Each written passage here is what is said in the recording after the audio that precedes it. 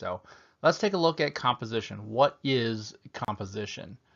Well, prior to this chapter, all of our objects have been relatively simple. So we've been able to describe each object with just one class. For example, our mouse here, right? We had a class called mouse, and it had a mouse count, which kept track of how many mouses we created and then the average lifespan of the mouses, if you remember this from last semester. But for an object that's more complex, you should consider breaking up the object into its constituent parts and defining one class as the whole and other classes as parts of the whole. So like this. Here we're giving classes to each of the major functions of the mouse, right? We've got a brain, we've got a heart, and we've got legs so it can move, right?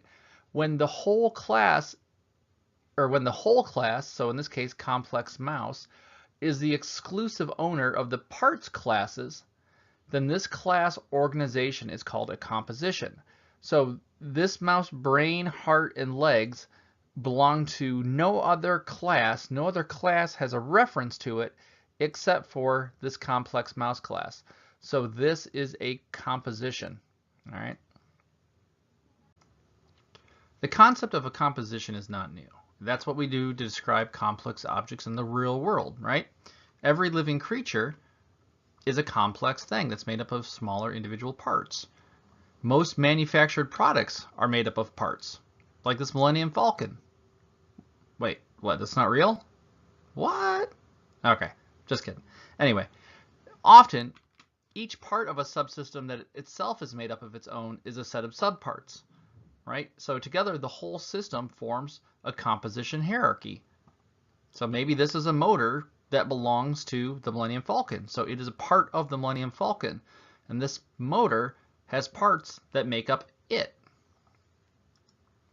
Remember that with a composition relationship, a component part is limited to just the one owner at a time.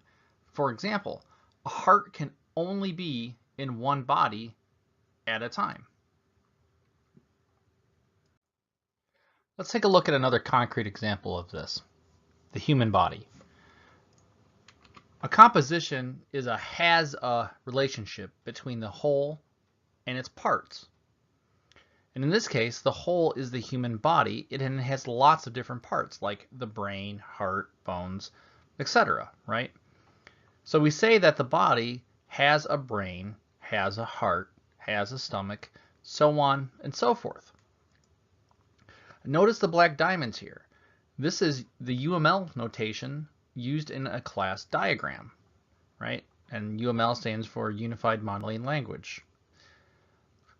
Also, notice that the body is not complete without all of the items, right? And this is another critical component of a composition, that the whole is dependent on the parts, right? So without a brain, we wouldn't have a body.